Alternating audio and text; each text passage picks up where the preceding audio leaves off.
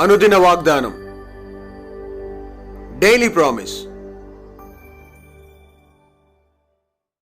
దేవుని నామానికి మహిమ కలుగును గాక. మన ప్రభువు ప్రియ రక్షకుడు యేసుక్రీస్తు వారి శుభనామంలో మీకు నా హృదయపూర్వక వందనాలు తెలియజేస్తున్నాను. ఈ దినం దేవుని వాగ్దానం, నేను పలికిన శుభవార్త నెరవేర్చి దర్శింతును. 29:10. యెహోవా ఆజ్ఞించుచున్నాడు, బబులోను రాజ్యమునకు 70 సంవత్సరములు గతించిన తర్వాతనే మిమ్మల్ని గురించి నేను పలికిన శుభవార్త నెరవేర్చి ఈ స్థలమునకు మిమ్మల్ని తిరిగి రప్పించినట్లు నేను మిమ్మల్ని దర్శింతును. Praise lord.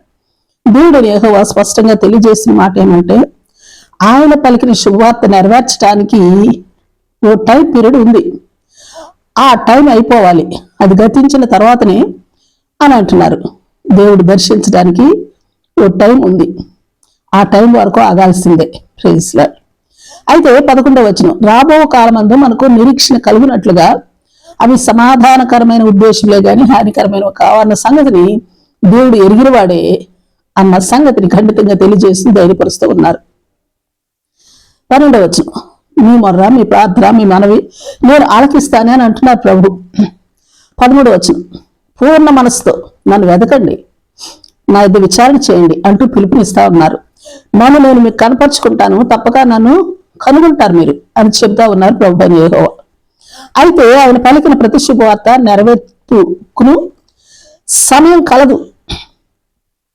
ఆయన సమయంలో ఆయన తప్పక నెరవేరుస్తారు. అయితే తీతుకు 2:11-13 వచనాల ప్రకారం ఆయన అనుగ్రహించిన శుభప్రదమైన నిరీక్షణ నిమిత్తం మనం జరిగించాల్సింది ఏమంటే, భక్తిహీనతను, ఇహలోక సంబంధమైన దురాశలను విసర్జించాలి. అంతేకాదు, రెండవదిగా మహాదేవుడును మన రక్షకుడు అయిన యేసు క్రీస్తు మహిమ యొక్క ప్రత్యక్షత కొరకు ఎదురు చూస్తూ ఉండాలి. అలాగే మూడవదిగా, ఈ లోకంలో స్వస్థ బుద్ధితోను, నీతితోను, భక్తితోను, మరి స్వస్థ బుద్ధితోను బ్రతుకుచుండాలి మనము అన్న విషయాన్ని మనం బోధించబడతా ఉన్నాం. Praise lord.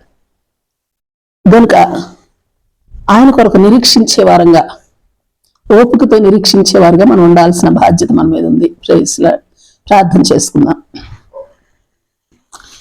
నమ్మకం కలిగిన మా పరలోకపు తండ్రి, మీ పరిశుద్ధ నామానికి స్తుతులు, స్తోత్రాలు. దేవా యెహోవా, ఆయా సమయాల్లో, ఆయా సందర్భాల్లో మీరు మాకు అనుగ్రహించిన శుభవర్తమానములను బట్టి మీకు కోట్లాది స్తుతులు, స్తోత్రాలు.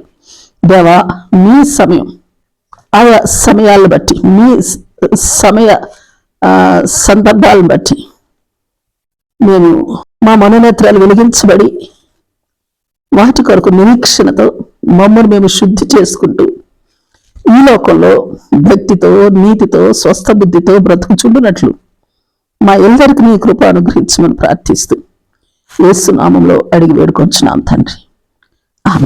ఆమేన్. Praise lord. రేపు మరొక వాగ్దానంతో మనం కలుసుకుందాం. ప్రతిరోజు ఉదయం ఈ కార్యక్రమాన్ని వీక్షించగలరు. తిరిగి మళ్ళా రేపు ఉదయం కలుసుకుందాం. దేవుడు మిమ్మల్ని దీవించును గాక.